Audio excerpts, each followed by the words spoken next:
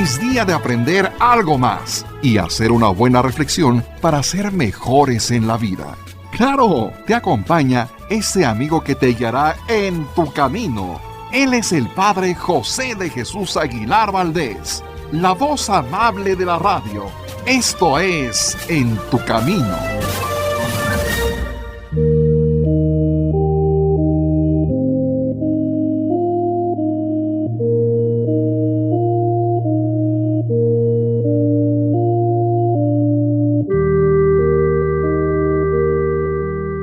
Muchas gracias por sintonizar este programa En tu Camino. Siempre hay la oportunidad de aprender cosas nuevas, pero me llama mucho la atención que tenemos muchas preguntas acerca de Jesucristo. Y es que es curioso que a veces nos llamamos cristianos y resulta que no sabemos ni siquiera quién es Cristo o lo más importante de Cristo. Nos llamamos mexicanos y hay personas que ni siquiera conocen parte de la vida prehispánica de quienes nosotros tenemos de alguna manera parte en nosotros mismos. Le preguntas a un mexicano, háblame de los olmecas, de los toltecas, de los teotihuacanos, de los mexicas, y te dice, ay, pues lo único que es el calendario azteca, y eso además ni siquiera es un calendario, la famosa piedra del sol. Por eso yo quisiera que en este programa fuéramos dando respuestas a algunas de las preguntas que hemos recibido, que son muy sencillas.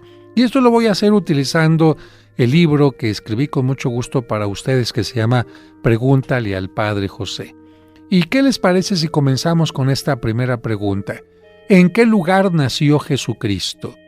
Jesucristo nació en Belén, ciudad de Judá. Esto es un lugar muy cerca de Jerusalén, al sur de Tierra Santa, y nació en Belén para que se cumplieran las Escrituras y fuera judío, porque había una profecía del profeta Miqueas que decía así: de ti, Belén de Efratá, pequeña entre las aldeas de Judá, de ti saldrá el jefe de Israel, cuyos orígenes se remontan a tiempos pasados, a los días más antiguos. En Belén tenía que nacer Jesucristo, ¿pero por qué? Porque allí había nacido también el rey David, y el Mesías, de acuerdo a las profecías, tendría que nacer en la misma ciudad. Por eso, para que se cumplieran las Escrituras, sus padres, María y José, tuvieron que trasladarse desde Nazaret hasta Belén. Por el censo realizado por el emperador romano César Augusto, tuvieron que hacer esto porque María y José pensaban que su hijo nacería en Nazaret, tenían ahí su casa, tenían la camillita para el bebé, todo listo. Y sin embargo, en aquel tiempo sube al poder en Roma César Augusto. César es asesinado, Julio César, y toma su lugar César Augusto, y para que él tenga control del dinero, pues va a hacer este movimiento. ¿Cuál era la forma que tenía el César para saber cuántos impuestos tenían que entregarle los recaudadores? Pues muy sencillo. Preguntar cuánta gente, cuántos ciudadanos romanos había en su territorio y de acuerdo a eso recibía el dinero. ¿Y cómo podía saber cuántos ciudadanos tenía? Pues haciendo un censo, obligando a todos los hombres a que se inscribieran, a que fueran a sacar su credencial de elector, para que me entiendas, al lugar donde habían nacido. Y por eso es que José, que había nacido en Belén, tuvo que viajar con María hasta aquel lugar y allí nació Jesús. Pero viene la siguiente pregunta, que va ligada a la anterior. Si Jesús nació en Belén, entonces ¿por qué le llamaban Jesús de Nazaret? Y tenemos que decir que aunque Jesús nació en Belén, con excepción del tiempo en que María y José huyeron a Egipto para protegerlo cuando era niño de la matanza que había ordenado el rey Herodes, Jesucristo siempre vivió en Nazaret. Allí fue donde creció, ahí pasó su infancia, su adolescencia, su juventud, y allí aprendió de José, su padre, el oficio de carpintero. Poca gente sabía que Jesús era judío, que había nacido en Belén, y por eso lo consideraban nazareno de la región de Galilea.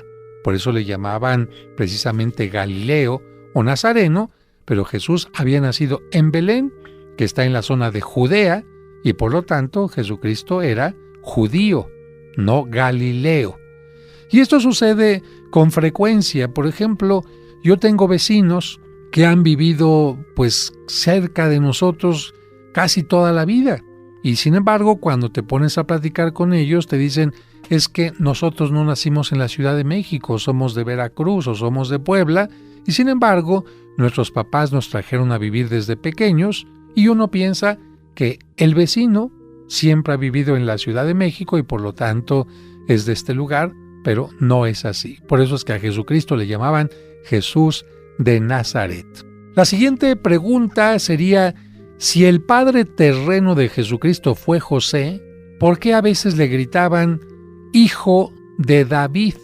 Bueno, miren, aunque la Biblia muestra a José como padre putativo, esto significa quien hace las veces de padre, en varias ocasiones Jesús recibió el título de hijo de David, como cuando el ciego de Jericó le gritó, Jesús, hijo de David, ten misericordia de mí. También, si ustedes recuerdan, cuando Jesucristo iba entrando a Jerusalén el Domingo de Ramos, la gente lo aclamaba, así dice el texto, y la gente que iba delante y la que iba detrás lo aclamaba diciendo, Hosana al Hijo de David, bendito el que viene en nombre del Señor.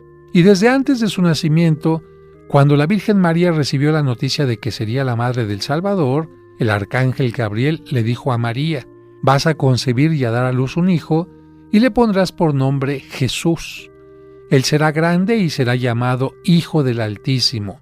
El Señor Dios le dará el trono de David, su padre, y reinará sobre la casa de Jacob por los siglos, y su reinado no tendrá fin.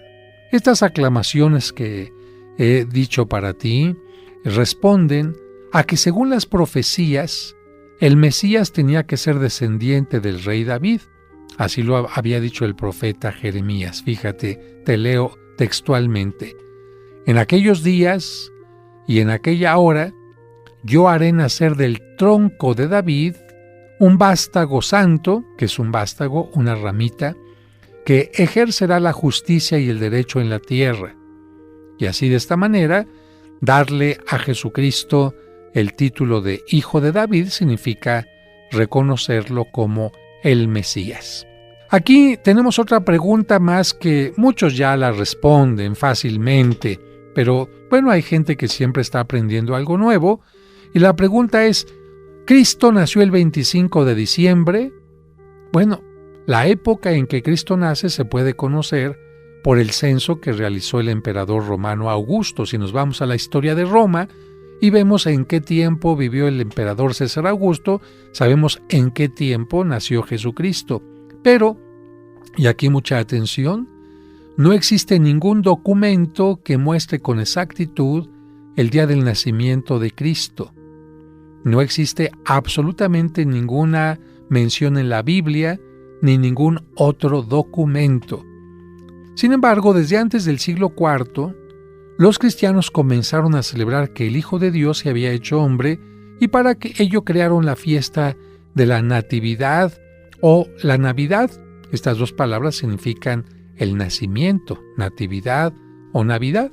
Y como en el Imperio Romano se celebraba la fiesta del Sol el 24 de diciembre por la noche, los primeros cristianos dijeron, pues vamos a utilizar ese mismo día para celebrar a Cristo como la verdadera luz del mundo. Así como los romanos están celebrando esta fiesta, si ven que nosotros estamos celebrando una fiesta, van a pensar que estamos celebrando lo mismo y no se van a dar cuenta que somos cristianos, porque en aquel tiempo había también matanza contra los cristianos.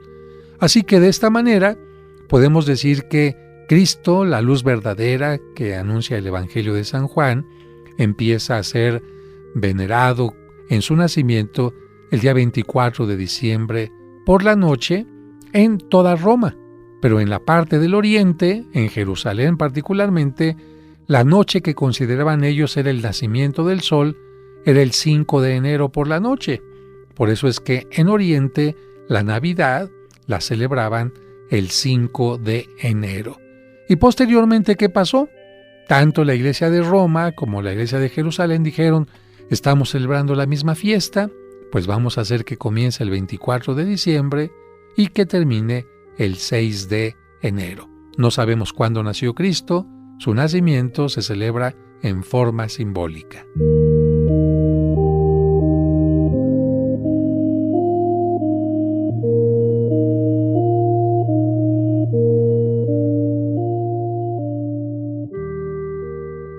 En tu camino, un programa para encontrar la meta. El camino del amor. Pregúntale al Padre José. Cuentos para entender el Evangelio. 365 días para acercarse a Dios. La transformación. Cuentos de luz y esperanza. Milagros e historias fantásticas. E iconografía mariana. Son algunos de los libros que ha escrito el Padre José y que han ayudado a muchas personas a mejorar su vida espiritual, su vida personal recuperando su autoestima, a vivir correctamente sus etapas de duelo ante una pérdida, a conocer la Biblia, a disipar sus dudas sobre nuestra religión católica, a que los pequeños entiendan fácilmente los evangelios en la misa dominical y muchas cosas más. ¿Ya tienes alguno de estos libros? ¿Cuál falta en tu colección? Pregunta cómo adquirir estas maravillosas publicaciones en formato impreso o en edición digital, llamando o escribiendo a través de WhatsApp a los teléfonos 55 55 66 7744 o al 55 57 05 59 39. Tu camino. Es la mujer, María siempre virgen. Hola, me llamo Larisa y te digo una cosa, a los niños también nos gustan los sábados marianos de En tu camino. Cantemos al Señor un canto nuevo, un canto a la mujer. Te esperamos el próximo sábado a las 2 de la tarde para que disfrutes el Sábado Mariano, aquí en Tu Camino. En tu camino, un programa para encontrar la meta.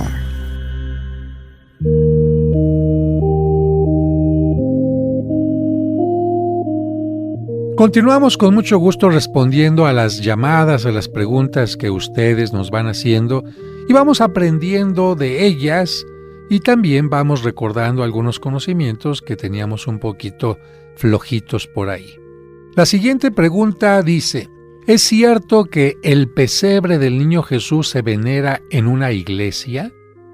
Miren, dentro de la Basílica de Santa María la Mayor en Roma, y concretamente debajo del altar de esta basílica, que es una de las iglesias más hermosas de Roma, hay un gran relicario rematado con una imagen del Niño Dios totalmente dorada. Es un relicario maravilloso.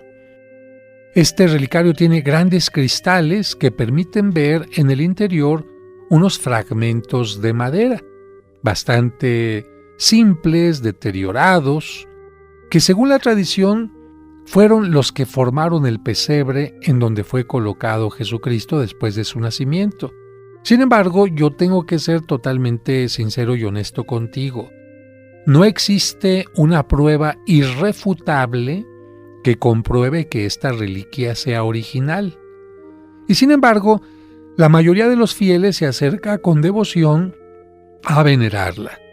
Aquí yo lo que te puedo decir es que lo que le da valor a este acto de los fieles es que ellos no están venerando a las tablas, a las maderas en sí, sino lo que están venerando es lo que pudo haber sido el humilde pesebre que sirvió de cuna a Jesucristo, y más que el pesebre están venerando sobre todo el nacimiento mismo de su Redentor. Sería muy difícil que la Virgen María o San José hubieran guardado aquellas tablas del pesebre y las hubieran cargado hasta Egipto y regresado después a Jerusalén o donde estuvieron viviendo temporalmente. Quizás, como te digo, estas tablas lo único que intentan es ayudar a que los fieles se imaginen que Cristo nació en un humilde pesebre y al recordar ese momento tengan un acercamiento a Jesucristo hecho hombre. La siguiente pregunta es una pregunta que hacen muchas personas con cierta curiosidad y es: ¿Qué hizo Jesucristo durante su juventud? ¿Cuántos programas hay de National Geographic, de Discovery Channel, donde hablan de la supuesta juventud oculta de Jesucristo? Muchos dicen incluso que la iglesia tiene estos libros y los oculta para que la gente no sepa qué hizo Jesús. ¿Qué hizo Jesús? ¿Se fue de reventón? ¿A dónde se fue a estudiar? ¿Se casó con alguna mujer? ¿Cuáles fueron las cosas de rebeldía de Jesucristo? En absoluto. Mira, vamos a responder a esta pregunta. ¿Qué hizo Jesucristo durante su juventud? Jesús vivió y creció con sus padres en un ambiente familiar como todos los demás jóvenes de su tiempo. La Biblia no guardó secretos o cosas prohibidas sobre su vida. Simplemente exaltó su obra salvadora. Es decir, recuerda que a la Biblia no le interesa mostrarnos algunas cosas que no sirven para nuestra salvación, como las siguientes. ¿Cambiaría la forma en que puedes salvarte el saber si Jesucristo tuvo ojos verdes, o ojos azules u ojos cafés? ¿Sería necesario que tú supieras para salvarte qué comía Jesucristo? ¿Si alguna vez se raspó la rodilla? ¿De qué material era la ropa que él utilizaba?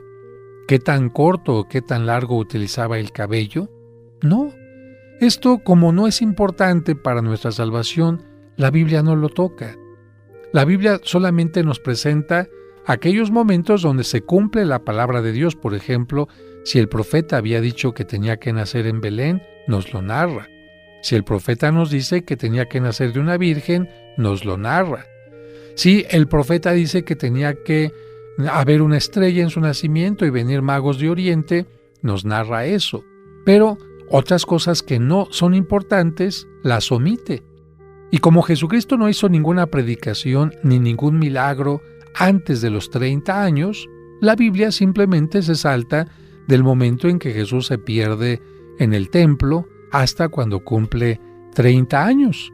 Yo creo que a mucha gente le daría como gusto saber qué hizo Jesucristo en otros momentos de su vida, porque somos medio morbosos. ¿Cuántas cosas no quisiéramos saber más acerca de Jesucristo? Sin embargo, una cosa es querer saber y otra cosa es inventarla. Y yo tengo que decirte que algunas personas en los últimos años, sin ningún fundamento, han inventado que Jesucristo se fue a estudiar a Cachemira o a la India, pero tenemos nosotros un texto muy importante en el Evangelio que contradice totalmente esta afirmación de que Jesucristo se fue a estudiar a otro lado. ¿Cuál es el texto? Ahorita te lo voy a leer, pero te lo explico.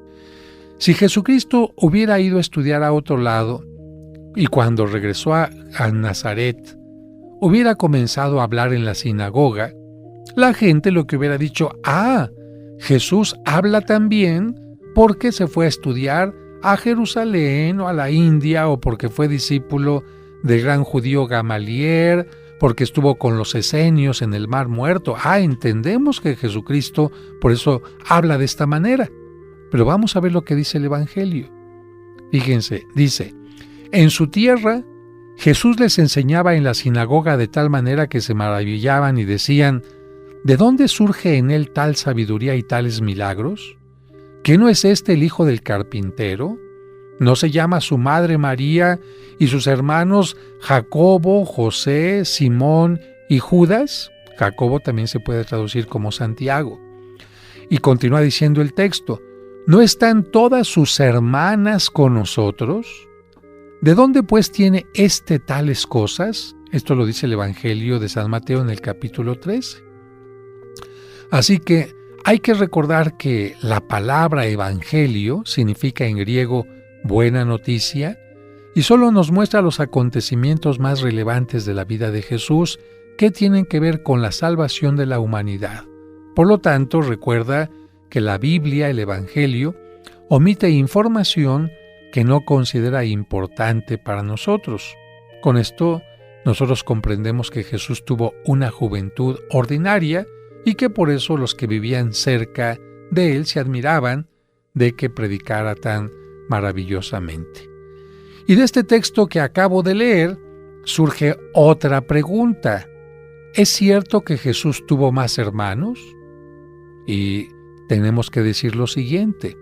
En algunos textos, como el que acabo de leer hace un momento, se hace referencia a los hermanos de Jesús, concretamente a Santiago, José, Simón, Judas Tadeo. Sin embargo, es necesario considerar que en la Biblia, que en el griego particularmente, la palabra hermanos tenía una significación muy amplia en el pueblo judío y en la lengua griega con la que se escribieron los evangelios. Recuerda que el evangelio no fue escrito en español, sino en griego. Y para comprender qué quiere decir, tenemos que entender algo del griego. La palabra griega para hermano es adelphos y para hermana es adelphe. Sin embargo, estas palabras griegas también pueden referirse a parientes cercanos como primos, tíos, tías, sobrinos y sobrinas. Es decir, si en griego yo quiero hablar de mi hermana carnal, digo mi adelphe, pero si quiero hablar de mi tía, también digo mi adelphe. Si quiero hablar de mi sobrina, también digo adelphe.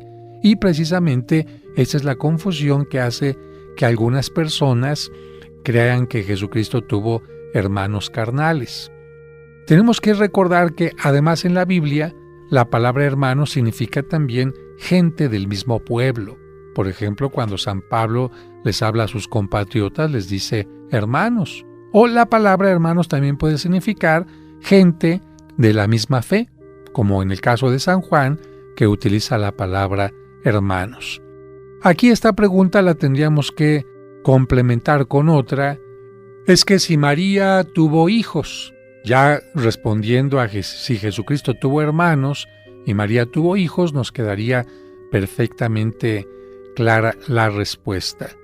Hay que recordar que Jesucristo no tuvo hermanos y lo sabemos también por otro acontecimiento de la Sagrada Escritura. Si Jesucristo hubiera tenido más hermanos, ¿tú no crees que hubieran estado con él en el momento de la crucifixión, acompañando a su madre, a la Virgen María? Yo creo que sí, ¿no? Sin embargo, la Virgen María no tuvo a ningún hijo que la estuviera acompañando, sino solamente a San Juan. Y San Juan no era hijo de la Virgen María. Si la Virgen María hubiera tenido con quién quedarse de hijos, Jesucristo en la cruz no lo hubiera entregado en manos de San Juan y le hubiera dicho: madre, he ahí a tu hijo, hijo, he ahí a tu madre.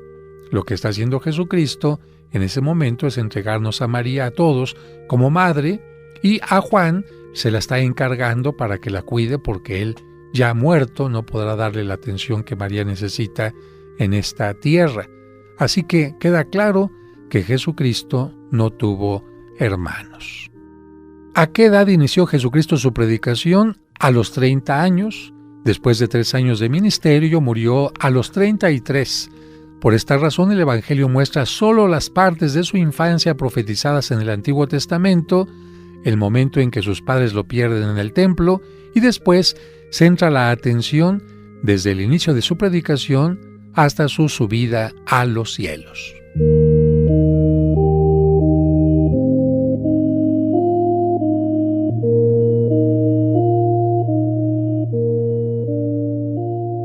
En tu camino, un programa para encontrar la meta.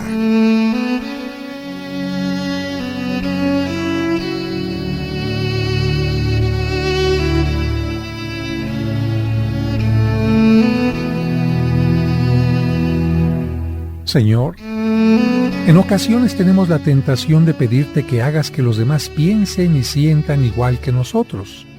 Ciertamente eso nos evitaría muchos problemas, pero no sería lo correcto. Tú nos has enseñado que es mejor pedirte que nos ayudes a aceptarlos como son, a respetar sus diferencias y no exigirles que sean como nosotros quisiéramos. Por eso, hoy te pedimos que nos des la tolerancia suficiente y nos ayudes a comprender que cada persona es distinta y tiene derecho a ser ella misma. Amén.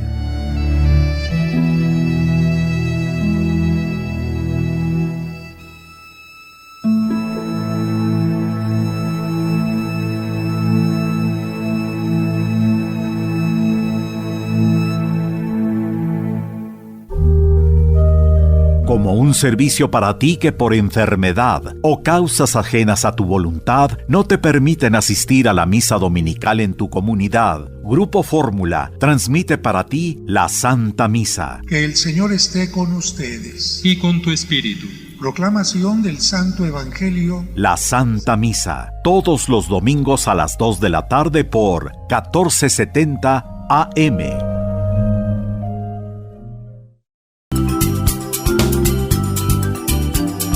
Estás escuchando En tu Camino. En tu Camino. Con el Padre José de Jesús Aguilar Valdés. La voz amable de la radio.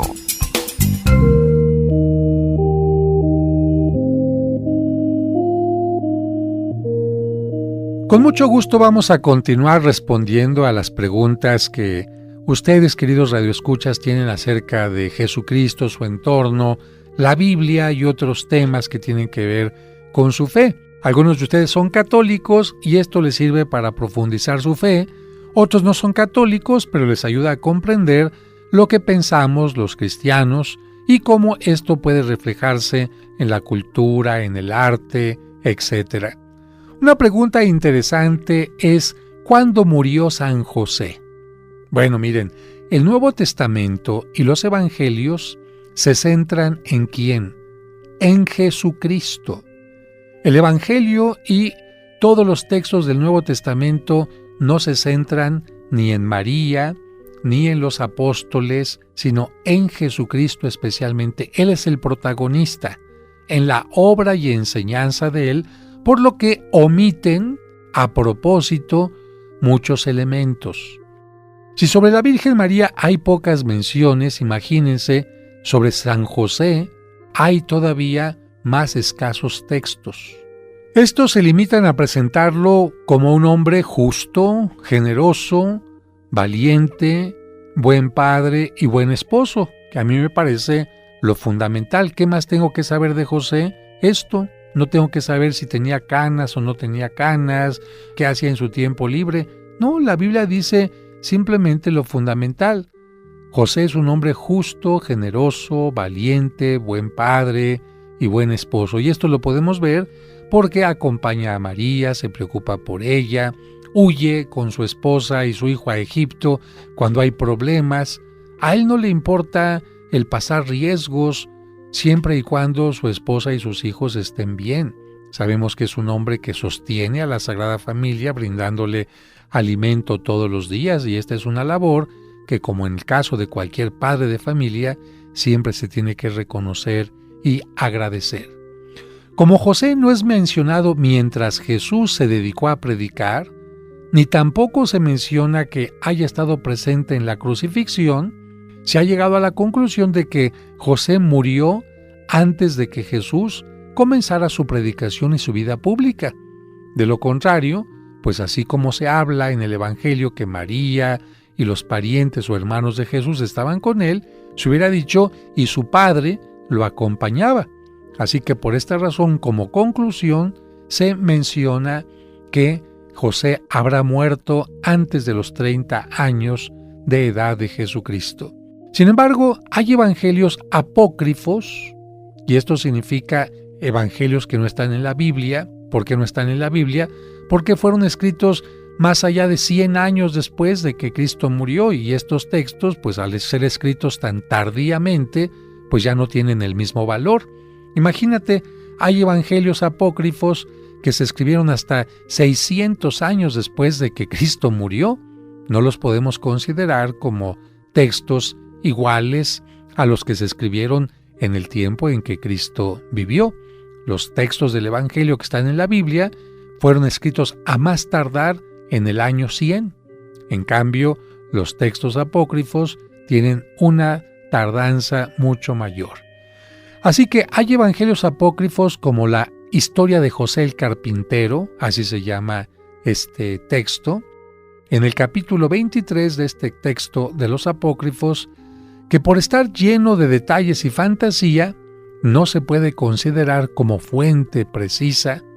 Y bueno, también hay muchas representaciones en el arte barroco de la muerte de San José, donde está acompañado por Cristo y la Virgen María, pero recuerda, estos son simplemente elementos inventados por la gente para tratar de imaginar cómo habría muerto José y algunos detalles de su muerte.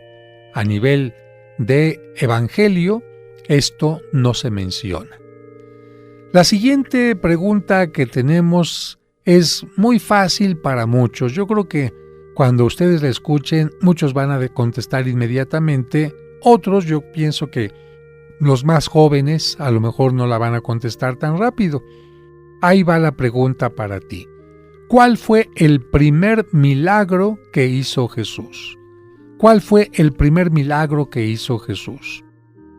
Aquí, regresando a los evangelios apócrifos, de los cuales ya te he mencionado y que nunca han sido ocultos, nunca han sido escondidos. Tú puedes conseguir, por ejemplo, un libro de los evangelios apócrifos a un precio muy económico en las librerías Porrúa. Estos evangelios apócrifos están publicados desde hace muchísimo tiempo, aún ese que hace unos meses nos decían en la televisión, en programas gringos, que se había encontrado recientemente el evangelio de Judas Iscariote, ahí está publicado. Que no te engañen diciendo que son temas ocultos, temas que no se había publicado, que los acaban de encontrar. Ahí está un ejemplo claro, se llama así, los Evangelios Apócrifos, los encuentras en librería Porrúa, en la colección Sepan Cuántos. Bueno, pues estos Evangelios Apócrifos presentan al niño Dios haciendo todo tipo de milagros.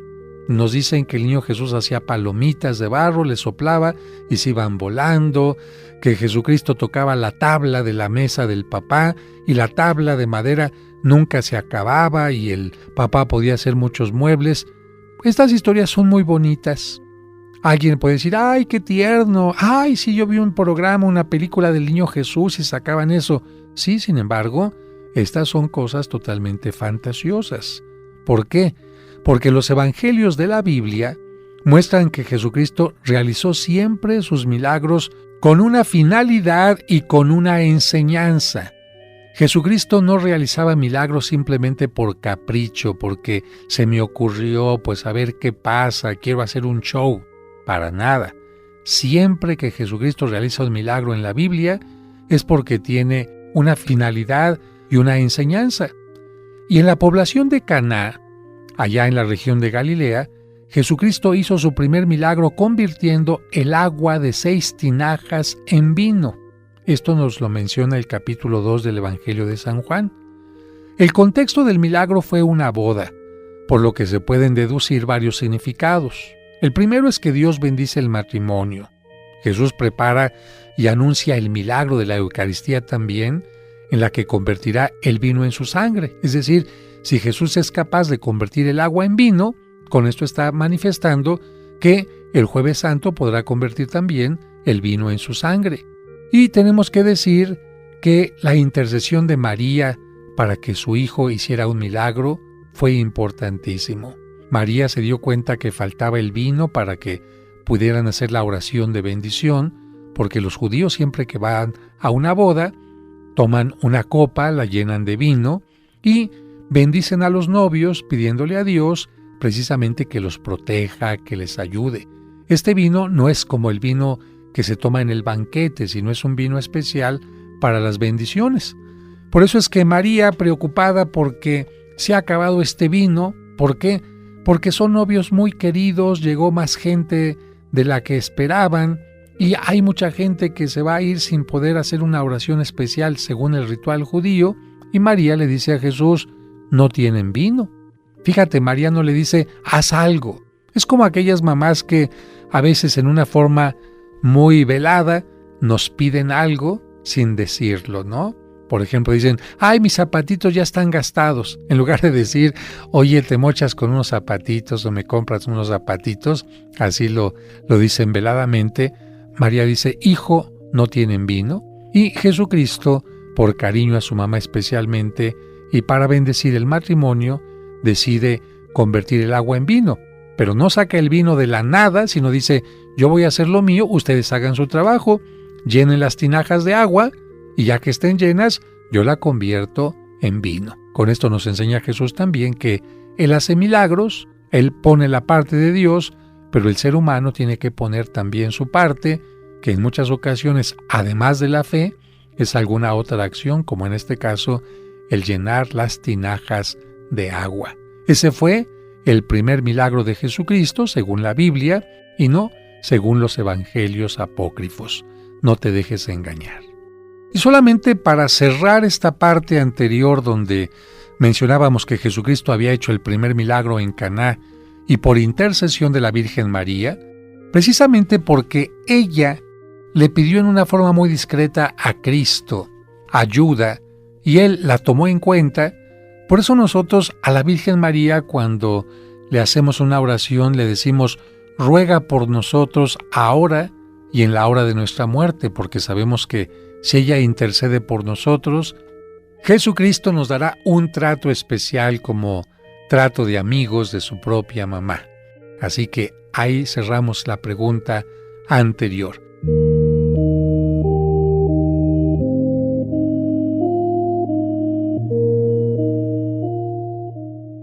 En tu camino.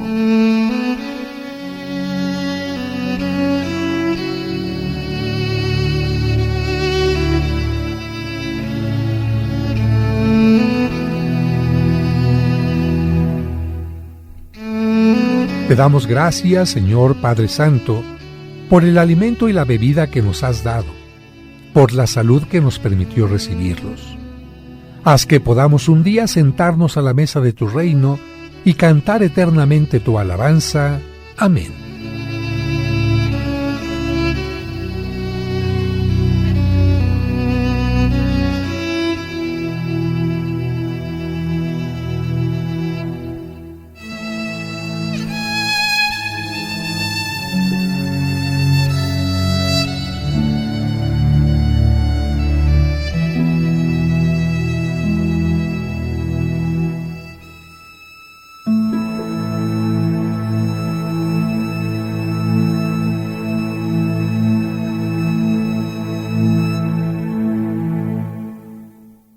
Camino, un programa para encontrar la meta.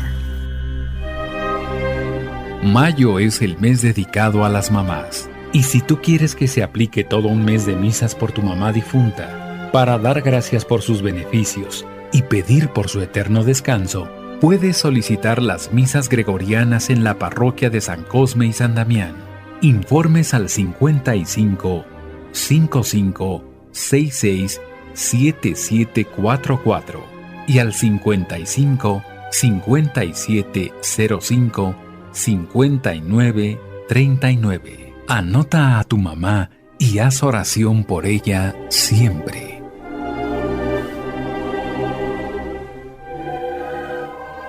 En tu camino.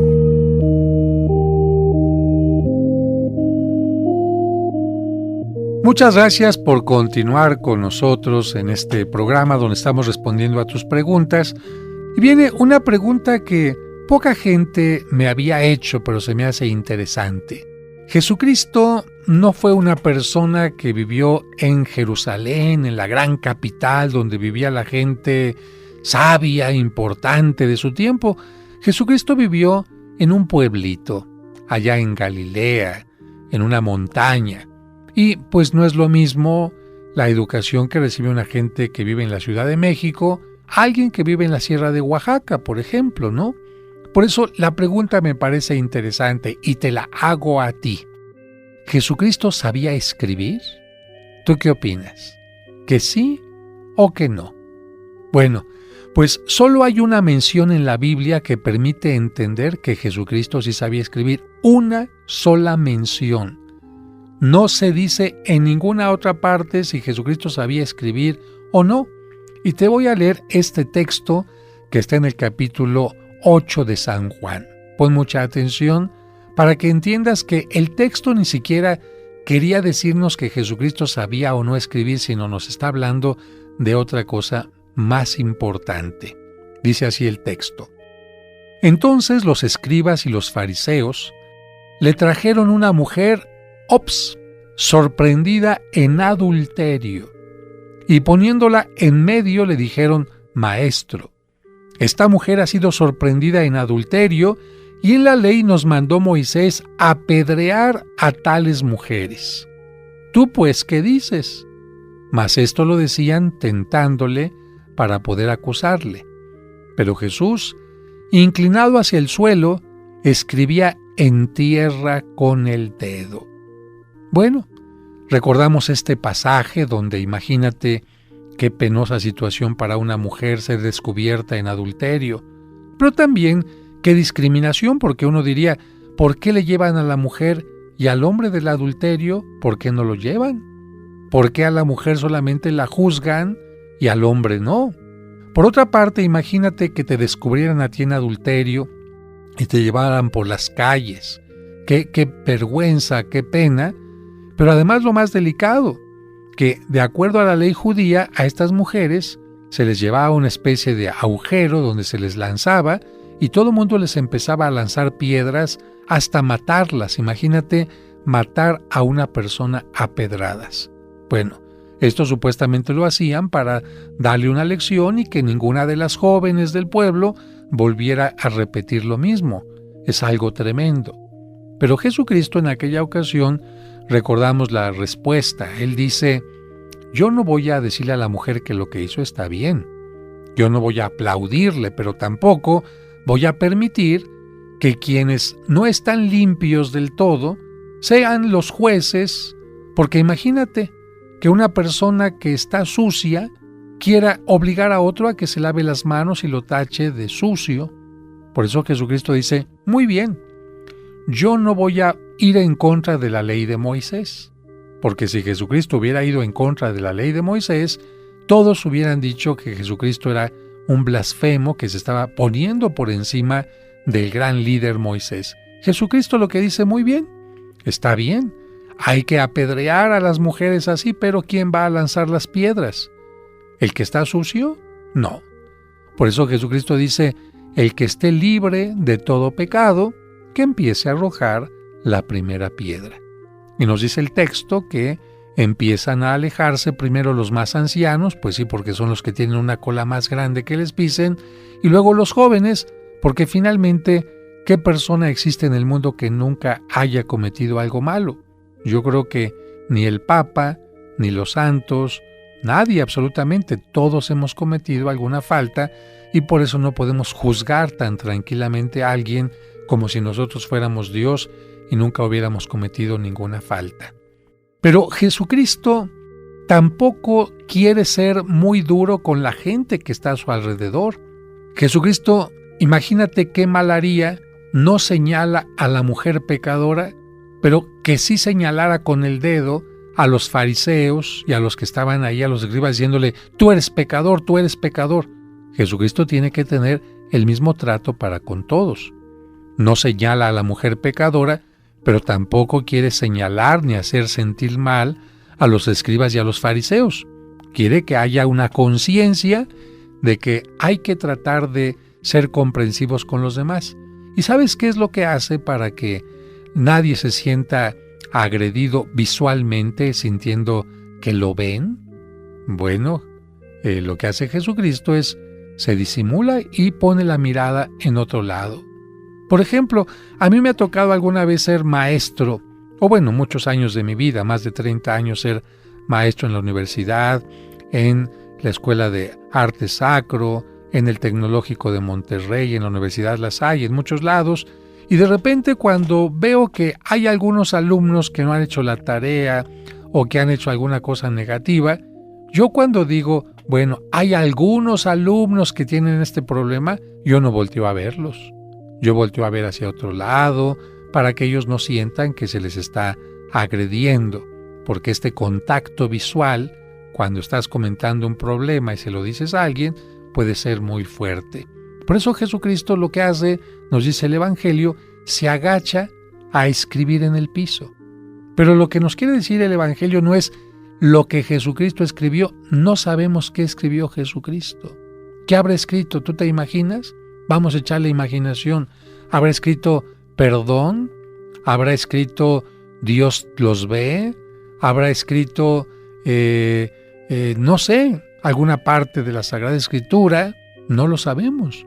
Sabemos que escribió pero ya te he dicho, para disimular, porque viendo hacia el suelo, esto le impedía ver a la mujer tirada ahí, a un lado, llena de vergüenza, y le impedía también ver a todos los que estaban acusando. De esta manera Jesucristo muestra una gentileza especial para las personas que estaban cerca de él. La siguiente pregunta, a lo mejor también la puedes contestar fácilmente si has leído un poquito acerca de Jesucristo. Ahí va la pregunta. ¿Qué idioma o lengua hablaba Jesucristo? ¿Qué idioma o lengua hablaba Jesucristo? Para responder a esta pregunta, tenemos que recordar que durante la vida terrena de Jesús se hablaban en su entorno varias lenguas o idiomas. La lengua del pueblo judío en general era el hebreo, pero ciertas poblaciones como los pueblitos, como Nazaret, donde vivía Jesucristo, utilizaban también el arameo. Sin embargo, la población había sido conquistada sucesivamente por dos grupos que influyeron notablemente en la escritura y la forma de hablar de determinados grupos. ¿Quiénes habían conquistado antes a esta tierra donde vivía Jesucristo? Primero, los griegos. Los griegos lograron poner su lengua como la lengua de la gente de conocimiento, la lengua culta, la gente muy nice, ¿no? Así que la gente en tiempos de Jesucristo, que era culta, hablaba el griego. Y por otra parte, ¿quién más había invadido a los judíos? Pues los romanos. ¿Y los romanos qué idioma hablaban? El latín. Y el latín era una lengua para todo el pueblo. Por eso al latín se le llamaba el lenguaje del vulgo, que es vulgo, pueblo, el lenguaje vulgar, el lenguaje popular.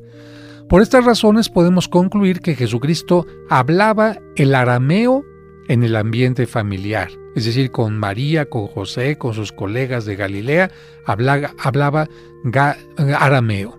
Entendía y hablaba el hebreo, especialmente porque estaba escrito en el hebreo todo el Antiguo Testamento. Cuando iba a la sinagoga tenía que leer y hablar el arameo perfectamente. También sabemos que llegaba a pronunciar algunas palabras en griego. Muchas palabras son utilizadas en griego por Jesucristo porque los griegos los habían invadido, y también entendía los mensajes del Imperio Romano en latín. Por esa razón el Antiguo Testamento se tradujo del hebreo al griego y el Nuevo Testamento se escribió en griego. Posteriormente toda la Biblia se tradujo al latín y los cristianos utilizan muchas veces sin darse cuenta palabras de origen hebreo, griego y latín. Hebreo, aleluya; griego, por ejemplo, bautismo, que significa baño; Eucaristía, que significa acción de gracias; o en latín, también nosotros tenemos palabras en latín como misa, que significa despedida, o domingo, que significa día del Señor.